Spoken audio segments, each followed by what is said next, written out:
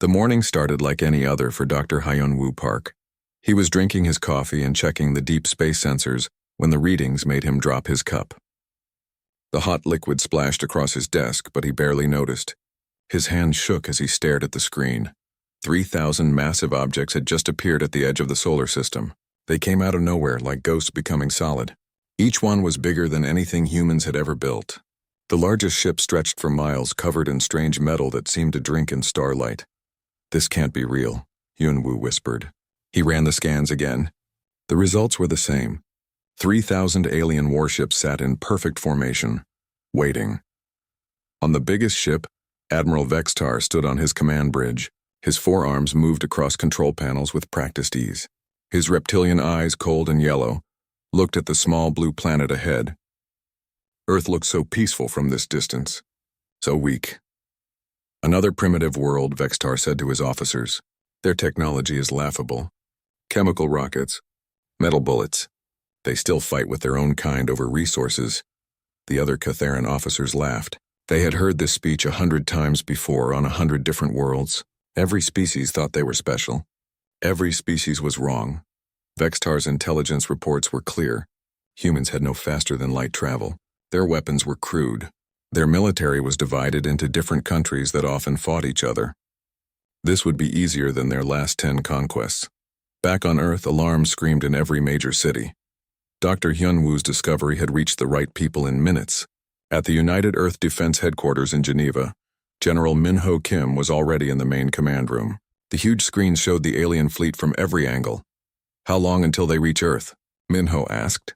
"At their current speed, 18 hours, replied his aide. Min-ho nodded. 18 hours. After 30 years of preparation, it all came down to 18 hours. President So-young Choi appeared on the main screen from Seoul. Her face was calm, but Min-ho could see the worry in her eyes. "General, what are our options?" "We follow the plan," Min-ho said simply. Around the world, other leaders were asking the same questions. Chancellor Jamin Weber called from Berlin. Prime Minister Raj Singh connected from New Delhi. President Maria Santos joined from Sao Paulo. They all wanted answers. The alien message arrived at noon, Earth time. It came on every radio frequency, every television channel, every computer network. The voice was cold and mechanical, speaking broken English with words from other human languages mixed in. "People of Sol 3. We are the Catharan Empire. Your world now belongs to us. You have 24 hours to surrender. All weapons must be destroyed. All governments must submit. Resistance will result in the complete destruction of your species." The message repeated in dozens of languages: Chinese, Arabic, Spanish, Russian, Hindi. The aliens had done their homework, but not well enough. In living rooms across Earth, families gathered around their screens. Children asked their parents what was happening. Many people cried. Some prayed. Others got angry. But most just waited to see what their leaders would do. At the United Nations building in New York, an emergency session began. Representatives from every nation sat in the Great Hall. The Secretary General David Kim Park stood at the podium. His voice carried across the world. "Today, humanity faces its greatest challenge. We are not alone in the universe, and our new neighbors are not friendly. But we are not helpless. We have prepared for this day." The alien fleet began moving closer to Earth. Their ships spread out in attack formation. Vextar watched his tactical displays with satisfaction. The humans showed no signs of hidden defenses. Their military satellites were primitive. Their space stations looked like tin cans. "Begin the demonstration," Vextar ordered. Energy beams lanced down from the alien ships. They struck military bases in Nevada, Siberia, and Australia. Explosions bloomed like deadly flowers. The attacks were carefully chosen to show power without causing too much damage. Yet on Earth, news reporters stood in front of the burning bases. "The alien weapons are beyond anything we've ever seen," one reporter said. "These attacks destroyed our most advanced facilities in seconds." But in the hidden command centers, military officers were smiling. The aliens had attacked exactly where they hoped. Every destroyed base was actually empty. The real military installations were somewhere else entirely. Commander Tae-yang Song sat in one of those hidden facilities. It was built inside a mountain in South Korea, invisible to any scan the aliens might use. Around him, hundreds of technicians worked at computers that showed the true picture of Earth's defenses. They took the bait, Taeyang said to his second-in-command. They think they destroyed our best weapons. Should we show them the truth? His aide asked. Not yet. Let them get closer. Let them feel confident. Across the solar system, other hidden facilities were coming online. What looked like a simple mining station on the moon was actually a weapons platform. What appeared to be a research base on Mars held enough firepower to destroy a small fleet. Asteroid mining operations throughout the system were revealed to be military outposts. The aliens had studied humanity for months.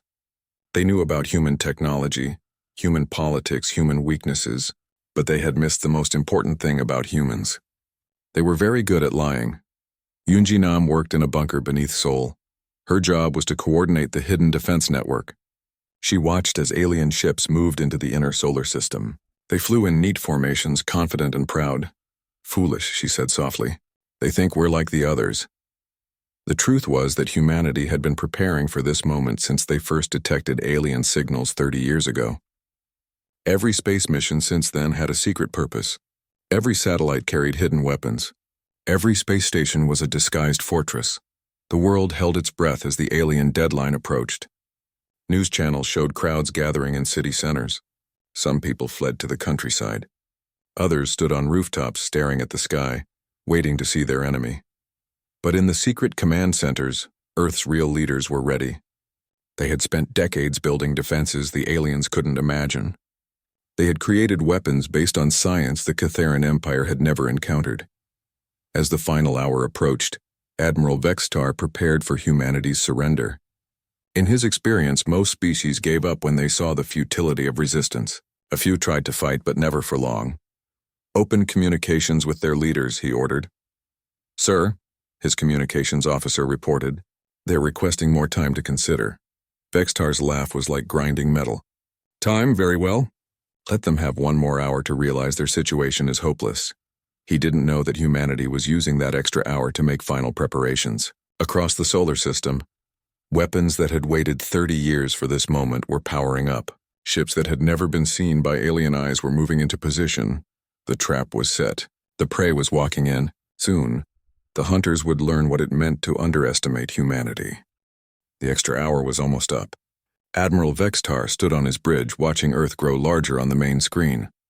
The blue planet looked so peaceful, so undefended. His sensors showed exactly what he expected to see. Human technology is even more primitive than we thought, said his tactical officer. Their weapons are chemical explosives and metal projectiles. Their fastest ships use fusion drives that barely reach 1% of light speed. Vextar nodded. Their surrender message should arrive any moment now. But on Earth, Commander Taeyang Song was not preparing a surrender. He was in the final briefing with his strike team leaders. The room was deep underground, carved from solid rock. Maps of the solar system covered the walls, showing positions the aliens knew nothing about. Remember, Taeyang said, we only get one chance. If we fail, there's no second try. Every shot must count. Captain Dong Hyun Lee raised his hand. Sir, what if their shields are stronger than we calculated? Then we die fighting, Taeyang replied. But I don't think we'll have that problem. Across the solar system, humanity's true military was moving. The aliens saw mining ships and research vessels going about their normal business.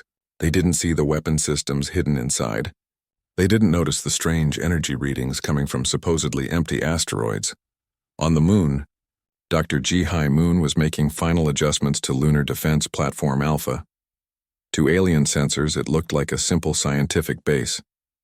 But hidden beneath the surface were weapons that could crack a planet in half. All systems green, she reported to Earth Command. Ready to reveal on your signal. Similar reports came from Mars, Europa, Titan, and dozens of other locations. For 30 years, humanity had been building a defense network that spanned the entire solar system. Every space mission had carried secret cargo. Every civilian installation had a hidden military purpose. The aliens had studied humanity, but they had only seen what humans wanted them to see. At exactly noon, the alien ultimatum expired. Admiral Vextar opened communications with Earth. Humans of Sol 3, your time is up. Do you surrender? The response came from General Minho Kim himself. We reject your ultimatum. Earth is not for sale. Vextar's forearms moved across his control panels. Foolish. Begin the bombardment. Target their major cities first. The alien fleet began to spread out. Energy weapons charged, missile tubes opened. 3,000 warships prepared to turn Earth into a burning wasteland. But something was wrong. Vextar's sensors were picking up new readings. Energy sources were activating throughout the solar system. Ships were decloaking near Jupiter. Weapon platforms were emerging from asteroid fields. What is this? Vextar demanded. His sensor officer stared at his screens in shock. Sir, I'm reading massive energy signatures. Hundreds of them. They're everywhere. On Earth, Yoon-ji-nam sat at her command console. She had been waiting for this moment her entire career. Her fingers moved across the controls, sending activation codes to every hidden installation in the solar system. Defense grid online, she announced. All stations report ready. Around the moon, what looked like mining equipment suddenly transformed. Solar panels folded away to reveal particle beam cannons, or processing facilities opened to show missile launchers. The entire lunar surface bristled with weapons. The same transformation happened throughout the solar system. Mars revealed orbital defense platforms. The asteroid belt showed weapon stations built inside captured rocks. Even the outer planets had surprises waiting. Admiral Vextar watched his tactical display change from green to red. Thousands of new contacts appeared. Human ships that shouldn't exist. Weapons that defied his understanding of human technology.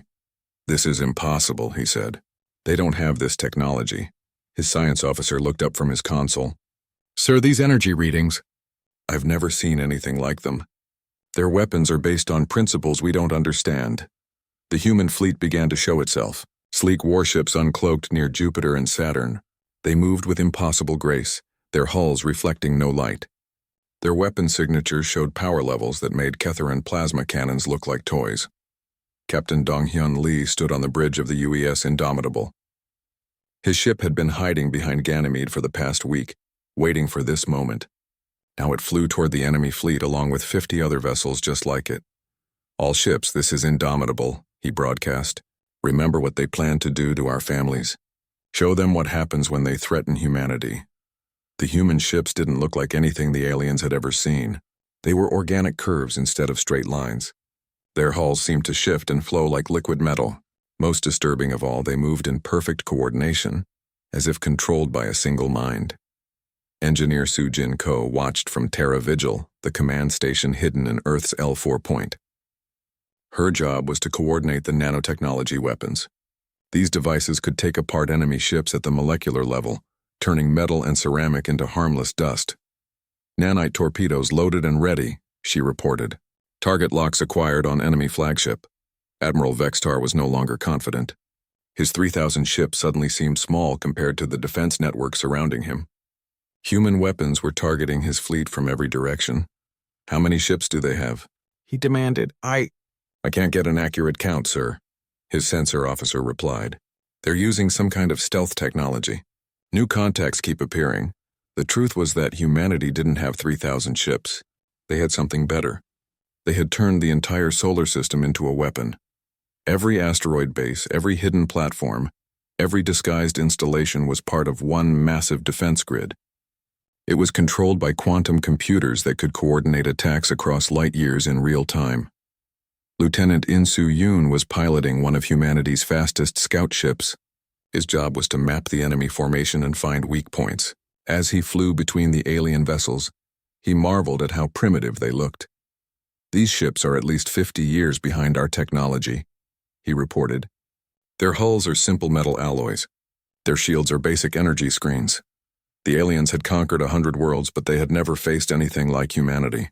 Every species they had encountered was roughly at their own technological level. Humans had been hiding their true capabilities for 3 decades. Dr. Hyrin Seo watched the tactical display from Earth Command. The alien fleet was trapped in the inner solar system, surrounded by hidden weapons. They had walked into the perfect ambush. All stations report ready, she announced. Awaiting firing orders. General Min-ho Kim looked at the display one last time. 3,000 alien ships ready to destroy his world. Thousands of hidden human weapons ready to defend it. 30 years of preparation came down to this moment. Open fire, he ordered. The solar system erupted in light. Particle beams lanced out from hidden moon bases. Quantum torpedoes streaked in from asteroid fields. Nanite swarms launched from disguised platforms. And in the center of it all, the alien fleet realized they had made a terrible mistake. They weren't the hunters. They were the prey. And humanity was about to show them what apex predators could do. The first human weapons fired at exactly 12:47 Earth time. Admiral Vextar saw the energy signatures bloom on his screens just before the beams reached his ships. "Evasive maneuvers," he shouted. It was too late. The particle beam from Luna Base Alpha struck the Catharan heavy cruiser Bone Crusher in the center of its hull. The alien ship simply vanished in a flash of light. Where a mile-long warship had been, nothing remained but glowing particles. "Impossible," Vextar whispered. More beams lanced out from hidden positions throughout the solar system. Each shot destroyed another Catharan vessel completely. The aliens' energy shields, which had protected them against every enemy they had ever faced, did nothing against human weapons. Captain Dong Hyun Lee watched from the bridge of the Indomitable as his quantum torpedoes reached their targets. The weapons didn't explode like normal missiles. Instead, they created tiny black holes that consumed everything around them. "Direct hit on enemy battleship Stormbringer," his weapons officer reported. "Target eliminated." Eliminated was the right word. The massive Catharan ship folded in on itself and disappeared into the artificial black hole. Not even wreckage remained. Engineer Su Jin Ko released the first wave of nanite swarms from Terra Vigil. The tiny machines spread out like silver clouds, each one programmed to dismantle enemy ships at the molecular level. The nanites reached a squadron of Catharan destroyers and went to work. The alien crews watched in horror as their hull plating began to dissolve. Metal turned to dust. Electronics sparked and failed. Within minutes, 5 warships became floating debris. "What kind of weapons are these?" Vextar demanded. His science officer was studying the readings with growing panic. "Sir, their particle beams are coherent quantum streams. Their torpedoes create artificial gravity wells.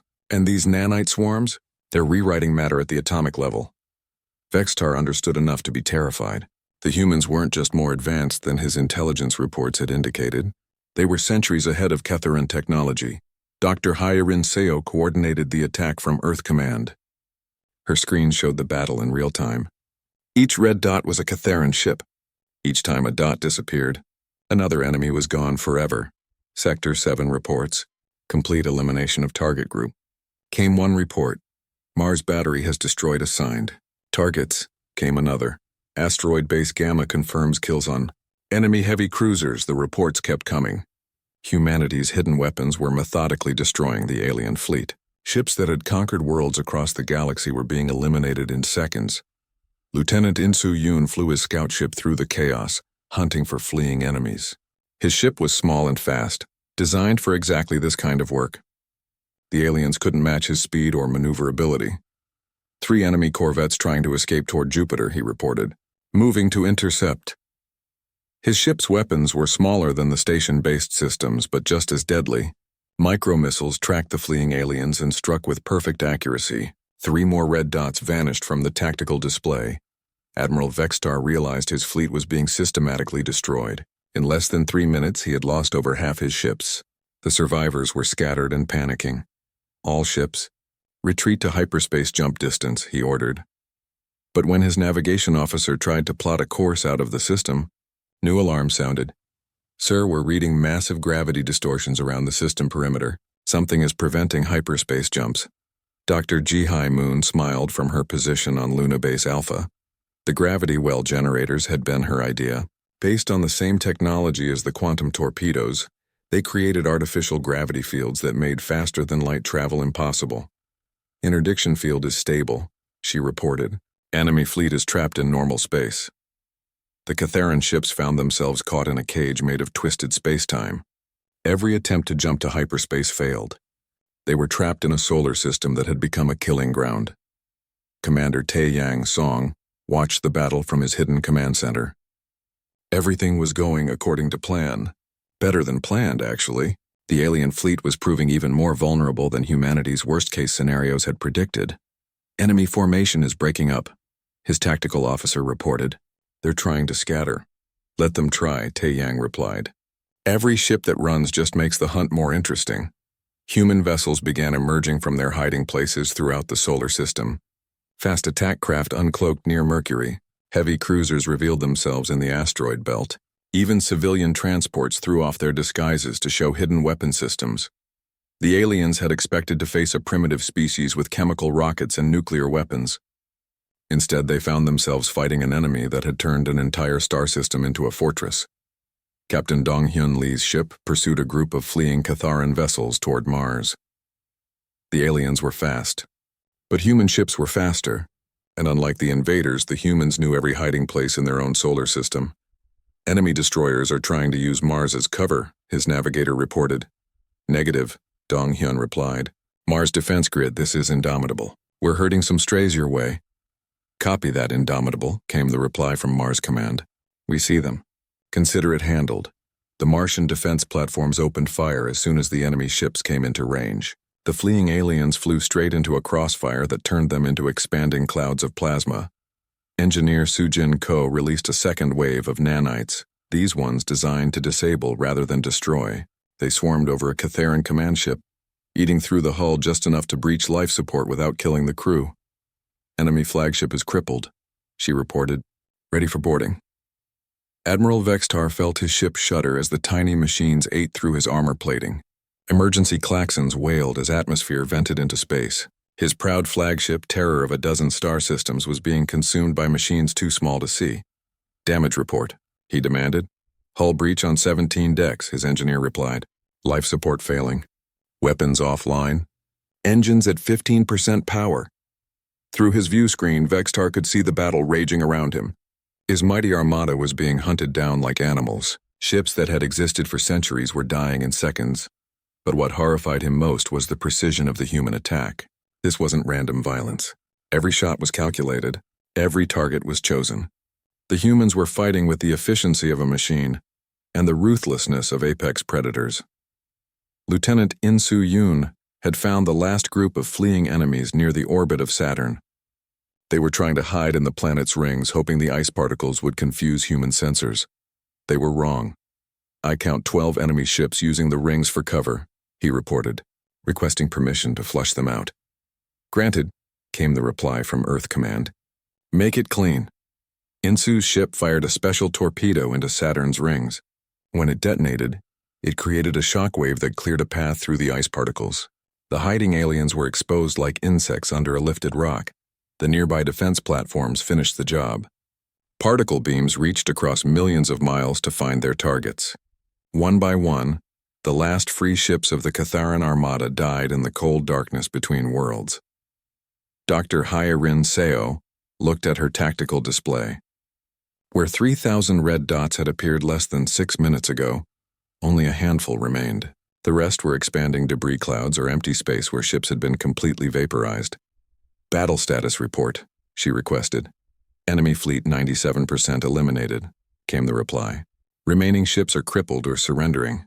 No human casualties reported, 6 minutes. It had taken humanity 6 minutes to destroy an armada that had conquered half the galaxy. Admiral Vexitar's ship was dying around him. His crew was dead or unconscious. His weapons were gone. His engines were failing. Through his cracked view screen, he could see human ships moving like sharks through the wreckage of his fleet. For the first time in his long military career, Vextar understood what it meant to be prey. The battle was over, but the hunt had just begun.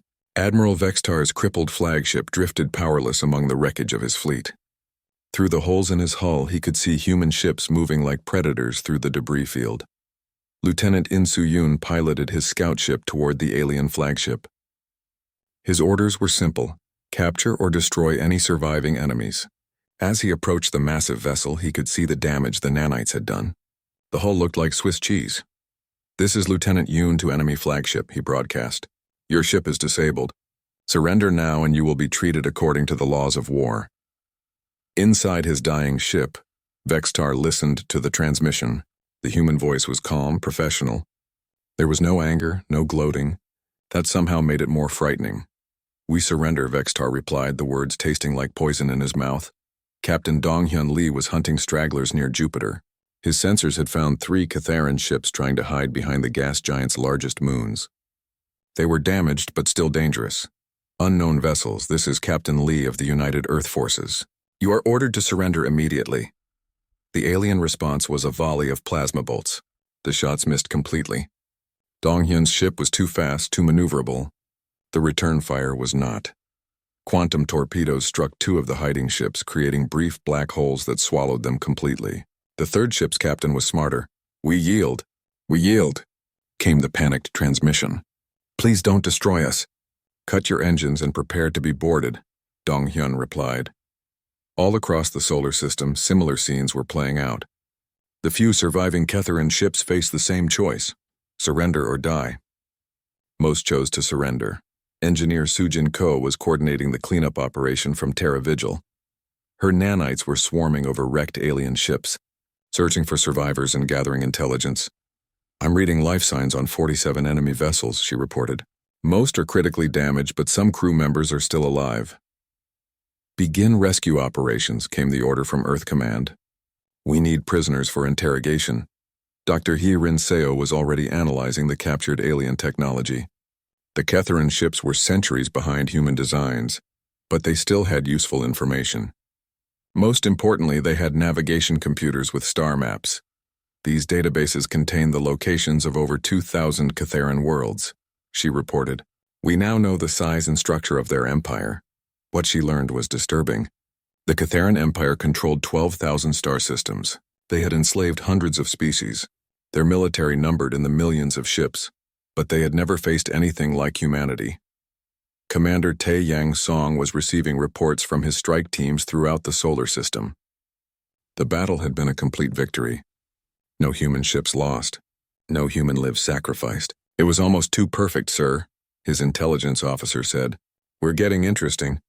Data from the prisoner interrogations. The captured Ketharan officers were being questioned at secure facilities on Earth and Luna. What they revealed changed everything humanity thought. They knew about the galaxy. The Ketharan Empire was vast but weak. They had conquered so many worlds because their enemies were primitive. Most species they encountered had technology similar to Earth's public face: chemical rockets, nuclear weapons, basic electronics.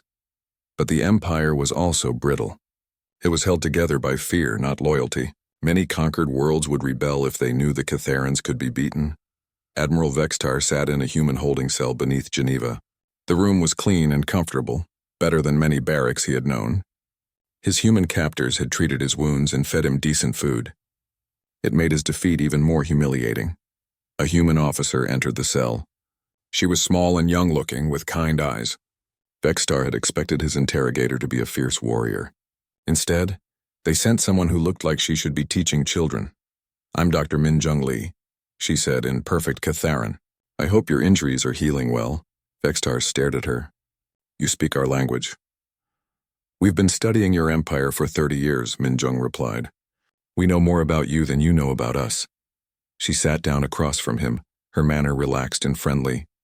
"I'm here to offer you a choice, Admiral.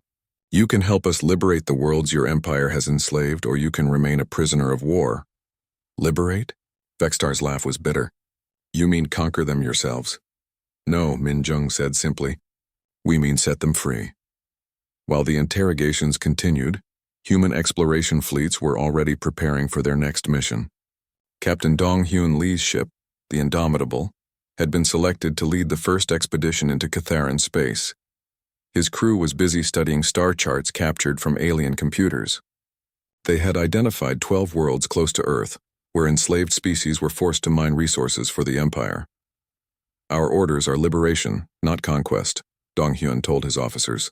"We free the slaves and help them defend themselves. Then we move to the next system." Lieutenant In Soo-yoon was part of the advance reconnaissance team. His job was to scout enemy positions before the main fleet arrived. It was dangerous work, but someone had to do it. "The closest target is a mining world called Kepler 442b, he reported. "Ketharan garrison of 50 ships. Enslaved population of 12 million from 3 different species." The numbers were staggering. Across the Empire, billions of beings lived in chains. They mined asteroids, built ships, and grew food for their Ketharan masters. Many had forgotten what freedom looked like. But news of the great defeat was already spreading through the Empire. Faster-than-light communications carried the impossible story from world to world. The mighty Third Armada, terror of the galaxy, destroyed in 6 minutes by a species that wasn't supposed to have spaceflight. Engineer Sujin Ko was working on a special project in the captured alien technology labs. Using reverse-engineered Catharan computers, she was broadcasting a message to every enslaved world in the Empire. The message was simple: the Catharans can be beaten. Help is coming. Be ready.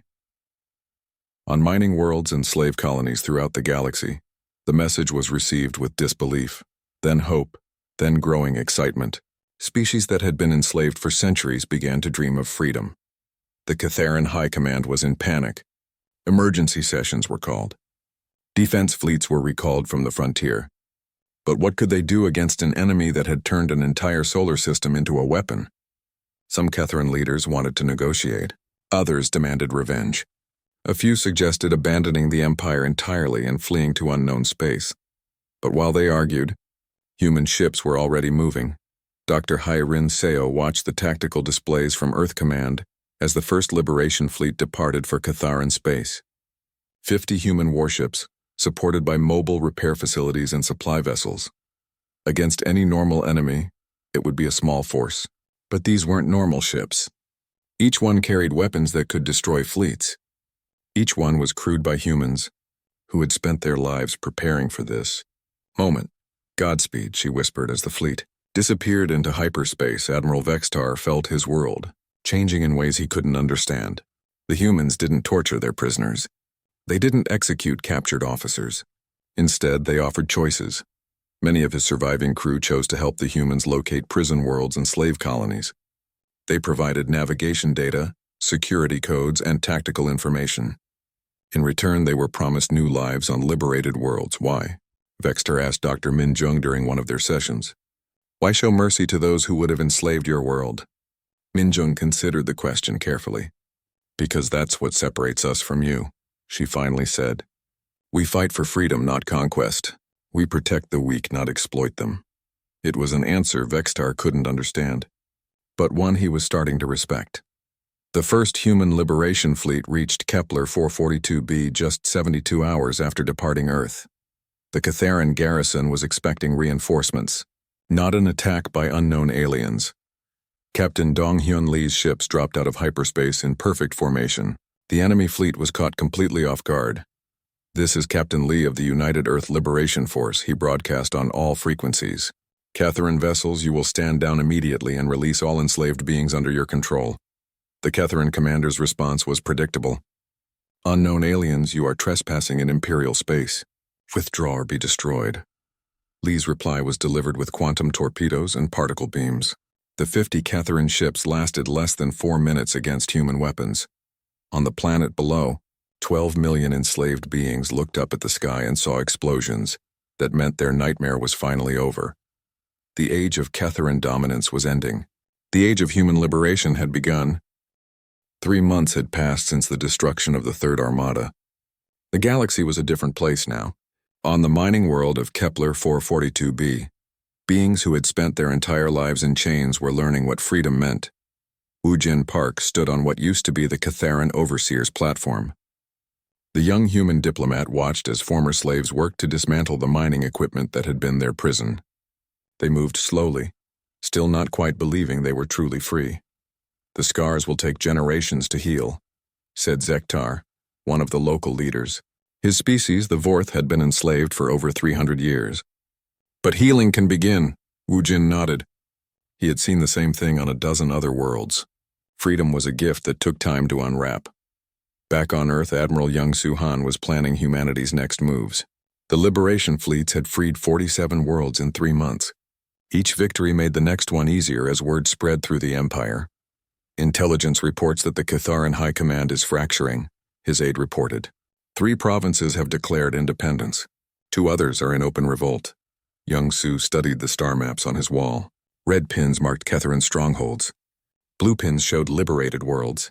Yellow pins indicated systems in rebellion. The colors were spreading like wildfire. What about their main fleet? He asked, still concentrated around their capital world. But they're not moving to attack anyone. They're too busy dealing with internal problems. The truth was that the Catharan Empire was collapsing from within. News of humanity's victory had shattered the myth of Catharan invincibility. Enslaved species everywhere were rising up. Colonial governors were switching sides. Even some Catharan officers were defecting.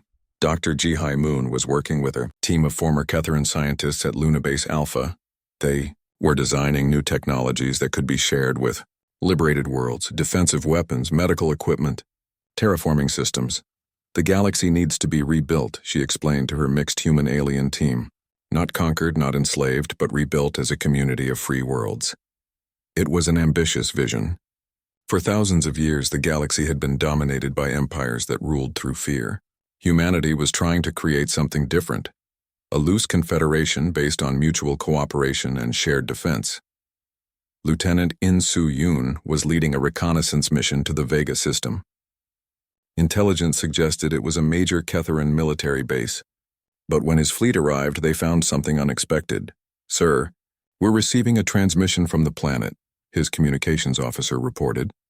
"This is Colonel Rector of the Vega Defense Force," came the message.